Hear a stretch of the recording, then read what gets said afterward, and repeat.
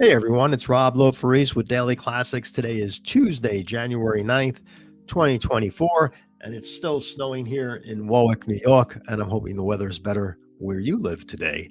Anyway, I wanted to take you through one of the cars we found last night, and that is a 1979, and I'll share the tab, Pontiac Trans Am. Uh, Originally, I passed on the car because the price at $34,500. But then about an hour later, I went back to it because I said, based on its condition, it might be worth somewhere near that. And I did some research and some numbers on Bring a Trailer and other places, and he's about $4,000 or $5,000, a little higher, but it's still something I wanted to share.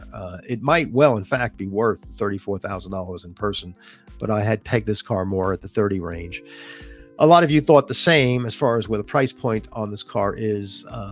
Originally, I thought it was a handicap because it had the 403 Oldsmobile V8. It did not have a Pontiac motor.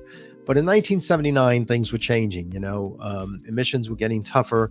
They did refresh the 1979 Trans Am was refreshed. The body was refreshed, a new front end, a new larger spoiler in the back. The Screaming Chicken or decal was now standard equipment. I'm sure you can delete it if you didn't want it from the factory, but it was now standard equipment on the car. The interior was basically a carryover. They didn't make many changes, but the engine changes were that the car now had the 403 Oldsmobile V8, most mainstream anyway. But there was, at the very beginning of the model year, Pontiac did offer their own 400 cubic inch V8 engine, but it had to be matched with the 4-speed manual transmission, and it had to be matched with the WS6 handling package. So you know that if I can find this car moving ahead, I'm certainly going to try to post it if I can find one. The actual ad was being sold by a gentleman that's with Facebook since 2008, which is always a good thing. He's got a nice profile. He's got some good ratings here. So a reputable seller on Facebook Marketplace. His shop floor is beautiful. His water heater designs for his piping systems are perfect. So that tells you that the person has a good level of detail, and that probably is why the car reflects so well as a post. It looks like he has his own shop. It might be a business that he runs, or it might be something that he's a hobbyist, and this is what he's moved up to. He does have a 1972, looks like a 72 anyway, Ford Mustang Mach 1 in the background.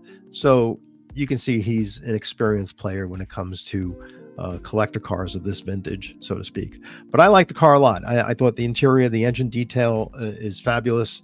It doesn't have air conditioning, but 40% of the cars back then had air conditioning, and that's not a big deal. The steering wheel, the interior looks like, if in one shot on the interior, the seating surfaces in the back and the front and door panels definitely were upgraded, he replaced them, did a very nice job. And they don't blend with the center console or the rear sail panel in the back or the dashboard because the browns are off. I don't think that is an OEM contrast. I think the color normally is a blended color. But either way, I think the car looks very nice. The door panels and the seating surfaces are spectacular. And even if there is a little bit of a color miss between that, that's fine. I just noticed too, the car has power windows, which is pretty cool as well.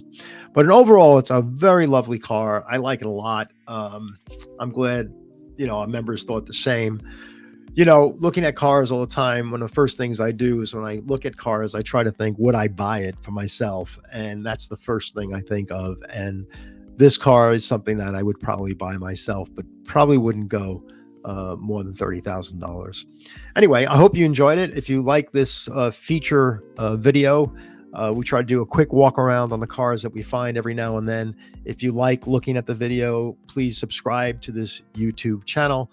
We'd like to get 100 subscribers. This way I can do my live feed as well. We can start doing live Q&A weekly, where you get a chance to talk to me and ask me questions about the industry.